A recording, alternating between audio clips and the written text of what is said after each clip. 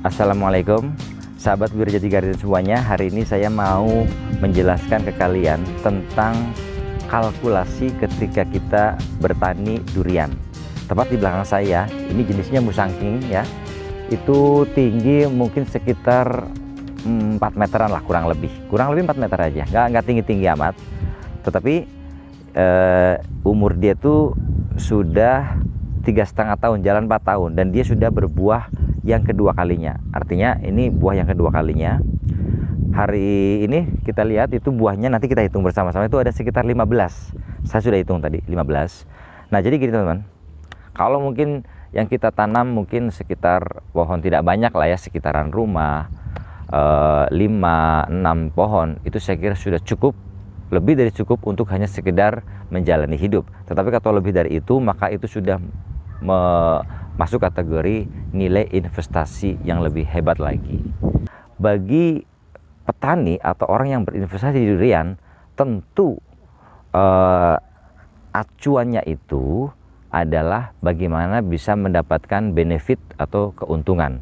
Keuntungan dari buah durian ya tentunya buahnya durian itu sendiri, bukan dari yang lain gitu ya. Nah maka dari itu orientasi kita pasti kepada seberapa banyak buah yang akan kita dapat. Nah, durian musangking yang ada di depan saya ini adalah buah yang sudah mendapatkan treatment untuk dipacu dalam pembuahan.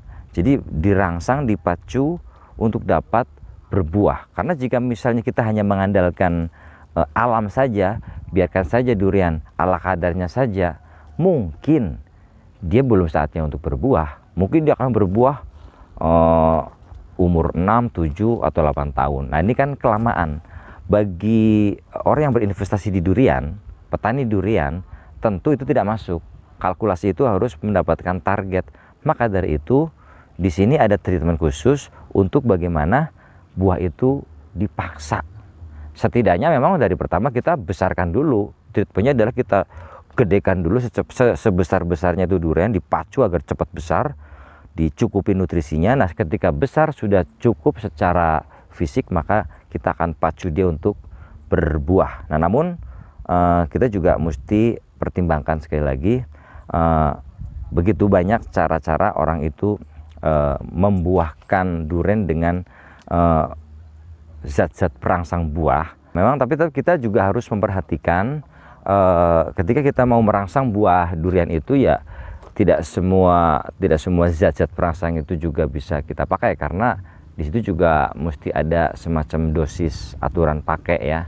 Artinya makanan bergizi saja kalau kita makan berlebihan tentu akan menjadi sesuatu yang fatal. Begitu juga durian, ketika dipaksa maka dia juga tetap harus diseimbangkan dalam hal kebutuhannya. Karena kalau tidak seimbang, contohnya ketika dia dirangsang buah, posisinya buah itu sedang tidak bagus atau tidak sehat, nah itu bisa fatal. Atau nutrisinya itu justru malah kurang, itu pun juga bisa fatal, bahkan bisa mengakibatkan kematian dari pohon itu sendiri. Memang sih buah banyak, tapi kalau habis itu mati kan nggak ada gunanya juga. Nah kita kan maunya dirangsang buah, kita bisa dapat target, tetapi juga pohon itu tetap sehat dan lestari, sehingga kita betul-betul bisa mendapatkan manfaat daripada budidaya durian itu sendiri. Ya ini kalau saya lihat di sini memang sih tidak rata ya. Artinya ada yang memang sudah besar, ada yang masih kecil, ada yang masih kecil banget nih. Bisa dilihat sini nih. Ini kecil, ini besar. Artinya ketika dia sudah panen, ini akan menyusul. Terus seperti itu dirangsang. Nah mungkin kalau kita lihat dari bunga-bunga susulan atau yang masih pentil ini, nanti kalau dihitung total semuanya, mungkin pohon ini bisa menghasilkan 20 buah. 20 buah durian musangking kalau dikalikan katakanlah satu buahnya itu 2 kilo saja, sedangkan kalau harga pasaran kita nggak tahu ya, kita bisa harga pasaran aja lah, itu 300.000, kalau kali 2 itu kan berarti 600.000, atau mungkin taruh kata dari petani 250.000, kalau kali 2 itu adalah 500.000. Nah kalau dia itu sampai 20 pohon berarti kan sekitar 40 kilo. Kalau 40 kilo kali 2,5 itu kan hasilnya bisa sekitar ya 10 jutaan lah ya kurang lebih. Nah 10 juta itu bila kita lihat dari biaya perawatan. Kebetulan kalau ini adalah perkebunan sehingga bukan ownernya sendiri atau pemiliknya sendiri yang merawat, tetapi menggunakan jasa tenaga orang lain, maka ada kalkulasi untuk tenaga.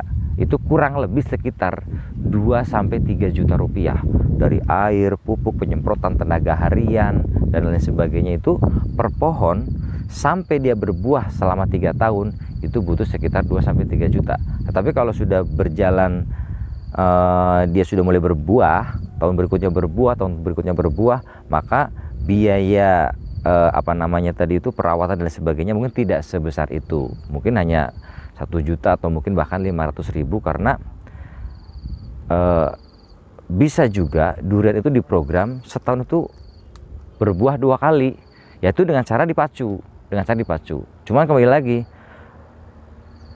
tetap kita harus hati-hati, jangan sampai kita salah memilih bahan-bahan pemacu itu, jangan sampai kita kelebihan dosis, karena akibatnya itu bisa sangat fatal. Jadi harus betul-betul bijak, pakailah dosis-dosis yang secukupnya saja. Perawatan yang maksimal itu akan menghasilkan, yang saya maksud hasil maksimal itu adalah begini ya. Ini pohon, satu pohon 20, yang di sana memang 15. Buah durian itu tidak terlalu besar. Nih segini. Tidak juga terlalu tinggi, sehingga untuk mengambilnya pun mudah sekali. Tidak juga terlalu yang kayak lebar sekali juga tidak. Nah, ini semua betul-betul murni dari hasil perawatan kita. Itu saja mungkin yang bisa saya informasikan. Semoga ada inspirasi yang bisa kalian dapat. Terima kasih. Assalamualaikum. Mungkin itu aja deh yang saya bisa sampaikan. Mudah-mudahan bisa disikapi dengan bijaksana. Terima kasih. Assalamualaikum.